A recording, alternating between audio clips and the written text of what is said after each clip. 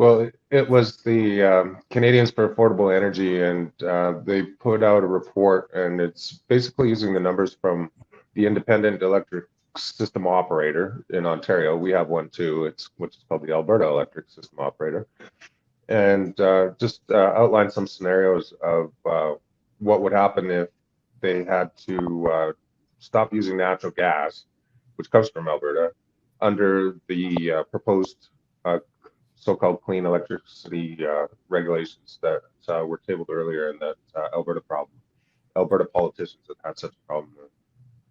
So, yeah, and Ontario only relies on about, unlike Alberta, they use natural gas as to back up basically their nukes and their wind. So it only supplies about 10% of their overall electricity compared to more than 80% here in Alberta. And what they're saying is, if they were forced to retire these gas-fired plants early, it would result in about a 3.5% reduction in GDP, 60% increase in power bills. So that's where the $3,300 per household per year comes from, and possibly even tip the government into a deficit after 2030. I noticed that I think they had about a $2 billion surplus this year, and this would reduce government revenues anywhere like $4 or $5 billion a year after 2030. So outside of electrical generation, does this apply to household natural gas use as well for heating and cooking and whatnot? Because that would impact your electric bill if you had to switch all that over as well. Did you take that into account too? As far as I know, it was only with regards to operating the power grid. So whatever other electrical appliances and things that are used in there, it didn't specifically reference getting rid of natural gas stoves, for instance, like they're talking about doing in Quebec. I believe it's effective January 1st of this year. Okay, so I just think that's a great irony, guys, because what you could do then is, well, I want to save money on my electricity, so I'm going to take out my electric range and take out my electric heating system and bring in natural gas because it'll be cheaper than my electric bill now that they've gotten rid of gas-fired electricity. Yeah, the shoe is about to drop, as Sean will tell you, in Alberta tomorrow. That $3,300 a year increase in Ontario, they only use 10% natural gas. In Alberta, it's 80%. So can you imagine that figure that's going to come down tomorrow for Alberta?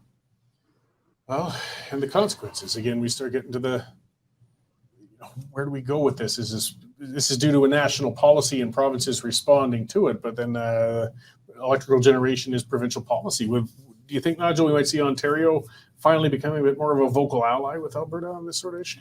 Well, it would be logical, wouldn't it? Well, logically. Well, yeah, but I mean, I didn't actually expect the Ontario government to be taking a logical point of view on some other matters that related to the, how children are instructed in schools either. But it seems that they actually do react to, when they don't have an answer, they react to what the public is saying. And here we are with apparently a sound calculation that everybody's going to be paying $290 a month more for power if they carry on with this.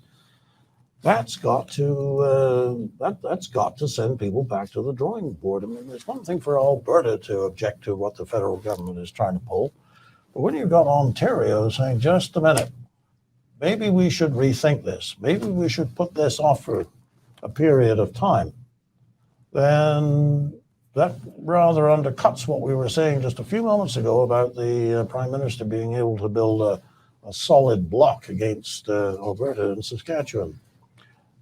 These people are not going to want to pay another $290 a month for their electricity. Lord knows we certainly don't. So I think we've got a common interest there.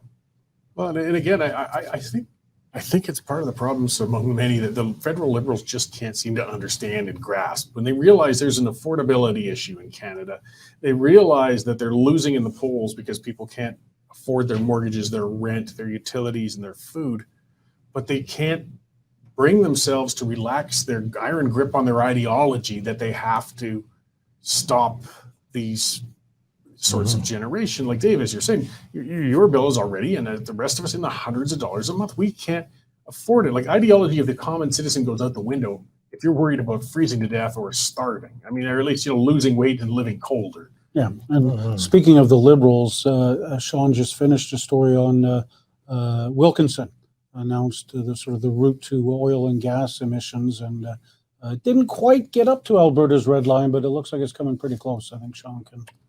Yeah, Sean. So, I mean, we've been hearing that talk for quite a while, too. They keep nudging around the edges of it and everything. Guilbeault's sort of hinting at it as well. Like, are we seeing the beginnings of them coming up with a formal emissions cap soon?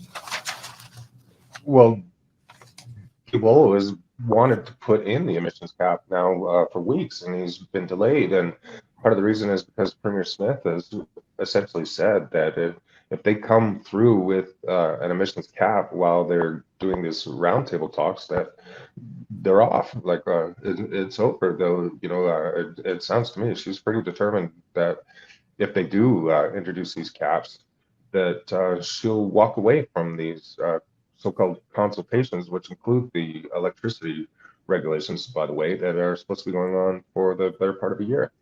And Minister Guilbeault has said that he wants to unveil these caps by the time they head off to the COP28 summit in Dubai in the beginning of December, which Premier Smith has also said that she will attend to unveil these carbon capture incentives, which are near and dear to her heart. So part of the package that Wilkinson introduced today made mention of carbon capture, but also said that the primary focus of government policy is going to be to remove those emissions before they even hit the atmosphere, which is code word for an emissions cap, which is actually spelled out in this policy document that he supposedly went to Paris to attend a critical minerals conference, but instead dropped a carbon management program, in the shadow of the Eiffel Tower.